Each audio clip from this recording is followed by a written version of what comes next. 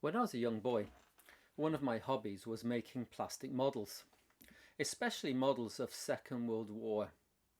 The small men, um, and the tanks. And I thought, in my ignorance in those days, that every German had a Panzer tank, and every plane was a Messerschmitt, and on the British side, every plane was a Spitfire, and of course that wasn't true. Both sides were massively under-resourced for the battles, and it was a relief in many ways when the Americans came and joined the war. And in my ignorance, I didn't realize that actually the German army didn't drive around in panzer tanks and half tracks. Actually, a lot of the German army moved around with horses and carts. Certainly that was their downfall as they sought to move towards Moscow. Sometimes we overestimate our enemies. And here in 1 Peter, Peter's challenging us not to underestimate our enemy and not to overestimate our enemy. He's challenging us to have a biblical view of the very real battle that we're in, and that's our theme for this study. Now, as we come to the spiritual battle, there are a number of instructions that Peter gives us. First of all, we're told to humble ourselves, to cast our anxieties upon God. That's really to do with the inner person. And then be alert and sober-minded and resist him and stand firm. That's actually the battle itself. And then the hope that we have and the reason that we have that we can enter and actually win the battle is because of the power of God, the God of all grace.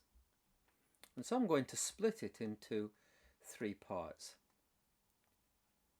I'm going to deal first of all with the inner attitude, and then I'm going to deal with that battle stance, if I can put it like that, and then underneath the one who supplies all our need. We could call him the great quartermaster, the one who supplies all our need so that we may be victorious. First then, that we humble ourselves under God's mighty hand. So there's an indication here that the spiritual battle is as much to do with the transformation of us, God's mighty hand upon us. The spiritual battle is for God's glory, but it's also for our refining as well. And the dangers that arise when God is allowing us to go through spiritual battles are found here. The first one is that we can think that we are good enough ourselves, have that hubris that says, well, I can do this on my own. Well, you can't fight a spiritual battle on your own. And then the danger is that I can do none of this. It's all too much for me. And so that's what is dealt with in this first little section. Trusting God. Here is the backdrop of increasing persecution that the early Christians were going through. And they're challenged to live through the midst of it, not to run away. They're unable to run away anyway. It is systemic, the persecution. It is all around. And so they have to stand. And they have to stand and live by faith. That's the challenge. Now, how will they do that? Well, interestingly, the first is humility. Be humble. You would often think, don't you, of the soldiers going into battle, that the successful ones are the ones who stand out, are brave, but actually there's a word for them. Often it's foolhardy. That they think that they are something that they're not, that the enemy is something that it isn't. And so one of the first things we've got to do is have an honest opinion of ourselves. Bring down our pride. Put on humility. It's an act. It's an act of the will. I will humble myself. I'm not as clever as I think I am. I'm not as strong as I think I am. And the enemy is not as weak as I may think he is. And the battle's not won as easily as I dream it may well be won. And so we have to be humble. It's a defense against that most serious sin of pride and arrogance. And once you have that sin of pride and arrogance, then you will fail. It's also that attitude that God identifies those that he can trust and use. Jesus tells a story, doesn't he? Or he went to a meal, and at the meal table, the best place was near the head of the table, and everyone was jostling to be at the head of the table. And Jesus' advice was, sit low at the table and allow those who are in control to promote you. And this is what's in mind here, that we humble ourselves and allow God to promote us. If God thinks that we're worth anything, or we have any abilities, or we can be trusted, then we needn't worry. He will put us in those places where we can serve him. If we put ourselves there, if we promote ourselves thinking that we are something, we may find that God demotes us, or we find ourselves utterly out of our strength. And then cast all your anxiety on the Lord. Place into God's hands those things that would cause you to be anxious. You know, anxiety debilitates. One of the commentators says, anxiety debilitates. It comes from a lack of confidence and assurance, faith in the Lord. So we cast our anxieties on God. We cast our fears upon him. It's an act to cast onto something, you know, is an act of the will. And sometimes it's a very hard act to cast, to put our anxieties on the Lord. But sometimes, well, very often, we have to come to God and say, Lord, this is too much for me to bear. But Jesus tells us that if we come to him, his yoke is easy, his burden is light. It's the picture of a beast of burden, an ox in a field, and Jesus says, I'll come alongside you and I will help you to carry the burden. If you're burdened or anxious, well, cast your cares on the Lord, for he cares for you. And so this is the general demeanour, we'll call it a general demeanour of someone entering into the spiritual battle. I'll pause there and let you consider those things. Now, if the first part is about our attitude and our attitude to ourselves,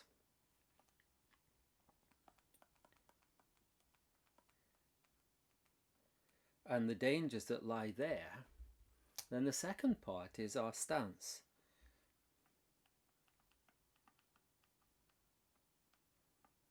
And that's our being alert. So you'd say to a soldier, well, who's on guard? Who's watching? Who's got his eye on the enemy? A vast amount of time and energy is being spent at this moment with satellites in the sky, looking down upon those who are perceived to be enemies and taking pictures and watching, and radar and all kinds of things, and the internet is observed, and people are alert. There are people who are alert, spend all their time watching for danger, and we thank God for them. But so too in this spiritual battle, we've to be alert, sober-minded, and then when the battle comes, we have to stand firm. Be ready. Peter identifies the devil as the great enemy. The great enemy are not the human beings, but the one behind the human beings. The great enemy is not Caesar with his evil deeds in Peter's day. The devil behind Caesar is the real problem. He's always looking to devour. He seems to strut this stage like a lion, but he's in the sunset of his rule.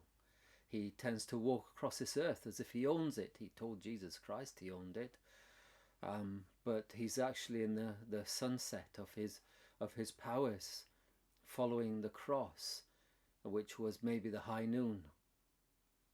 He's now in decline and trying to take as many people with him to eternal destruction as he can, and trying to spoil the reputation of the living God and his people, trying to spoil their lives. He is a despot, a spoiler, a usurper. And so here we are as Christians. We're called to be in control of ourselves and alert. There's a terrible danger, isn't there, if a soldier is not alert, if he's not on guard, if he's not at his watch, if he's drunk at his watch, or if he's asleep at his watch, if he's not taking notice, not caring for himself. And here's a Christian, and the enemy attacks those who become self-indulgent and lazy and careless of the danger. And they start to think of this world as a playground and not as a battlefield. Simon Kistemaker, the commentator on 1 and 2 Peter, says this should strike terror into every Christian. The enemy is ruthless and destructive. The Christian can't lose salvation, but certainly could lose reputation, lose witness, lose ministry, and lose assurance and peace. When the enemy does come, we have to resist him. We oppose him by standing firm in what God has said in the faith, by refusing to give up on the Lord Jesus Christ and the Word of God. The hardest and most powerful attack comes with just a few words. Did God really say?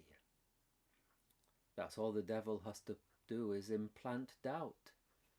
Implant doubt into the mind of someone. He implanted doubt into the mind of Adam and Eve. Did God really say you should not eat of the fruit of the tree of the knowledge of good and evil? And even now he says, did God really say? Did God really say? And he says to you, did God really say that you should not do this? Did God really say that your only hope is in Jesus Christ? What if you do a little bit for yourself as well? Maybe another religion will help you along.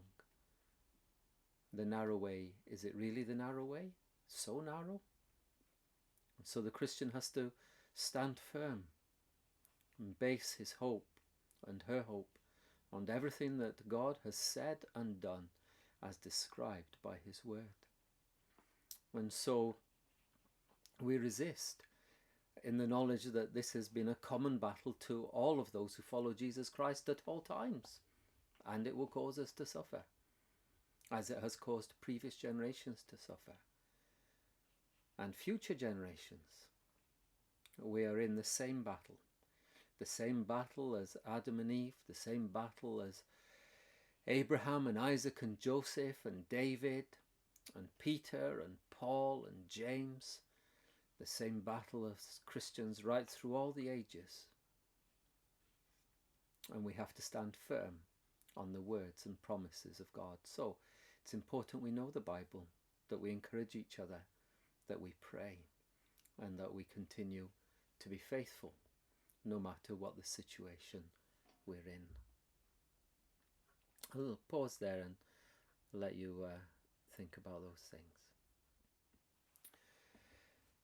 Now, we're not fighting this battle on our own, and behind us is a great king, a great commander with wonderful resources, the God of all grace. I may fail him, he's a God of grace. I may let him down, he's a God of grace. I may not walk the way he wants me to walk, he's a God of grace. I may be weak, he's a God of grace. He gives me what I don't deserve. He gives me what I do not deserve. He's called me to his eternal glory in Christ, so he's shown me his love towards me. I'm assured that he loves me. He's given his only Son to save me. And that's what every Christian can say. Every Christian can say that behind me is the God of grace, the God of mercy, Unlike the God of this world, who is a God who tears us apart, this is a God who heals us and strengthens us. He's called you to eternal glory in Christ Jesus, and you may have to suffer a little while, but he will restore you, make you strong, firm, and steadfast, because he has the power and the glory forever and ever. The battle is sure, but in the midst of a conflict, it may seem there's no end, but both the battle and the great war will end. On a day-by-day basis, the battle that we fight day by day and the battles that we're involved in as Christians throughout our lives, they don't last forever, but then the great war, well, that will come to an end as well. And the God of grace is in control.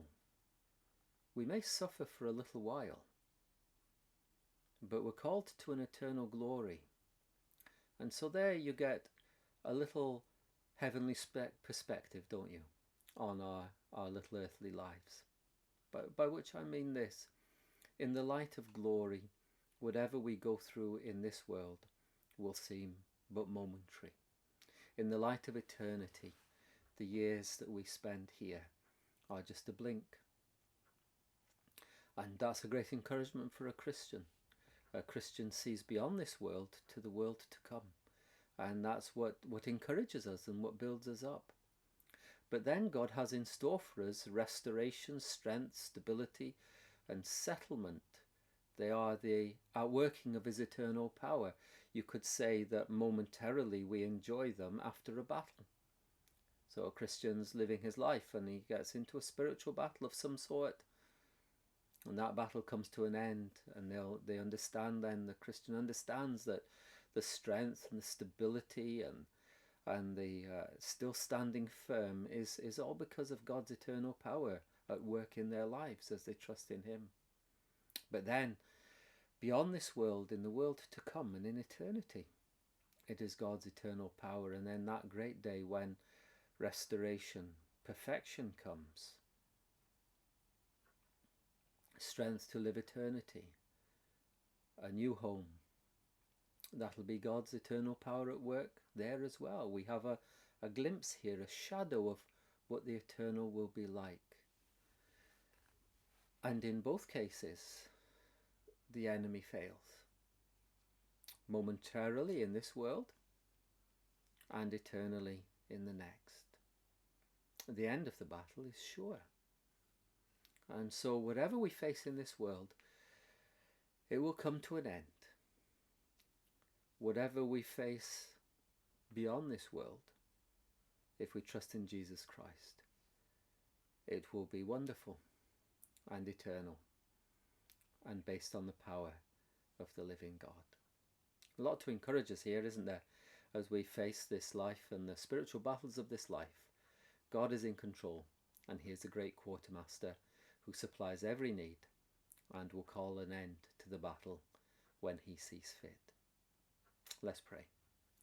Thank you, Lord, that you're a gracious God and that you're full of tender mercy and loving kindness, and pray that you'll help us to be faithful to you in this world, that we'll be sober and alert and able to stand when the battle rages, and we thank you that in your strength and in your power we can stand, and that beyond this world there is also peace and joy forevermore and an end to conflict.